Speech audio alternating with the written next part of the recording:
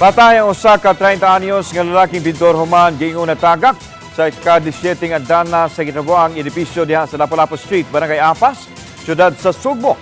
Nailhan siyang si Michael Isidro, residente sa Barangay Tanke, dakbayan sa Talisay. Sa inisyal nga investigasyon sa kapulisan, ang lalaki kuyog sa laing kauban ini na mintal sa 17th floor sa ongoing construction nga hotel and residences building. Pasado alas 8 kagabi, naundang sila sa ilahang trabaho pa nahibong na lang ang mga kauban niini nga wa kini naka-punch out ug wa usab nila makiti. Ipangita nila ang lalaki apan didto na nila nakitaan sa manhole nga patay na ug nabali na usab ang tiil. Nakita sa kapulisan nga ang grill sa aircon kun asa gihugot ang PC sa maong lalaki giingong nalangkat ug apil ug ang PC kay naputol hinungdan nga natagak ang maong lalaki. Wa matud pa makadungog ang makauban sa maong lalaki nga adunay ni sagit base usab sa pagpangutana sa kapulisan.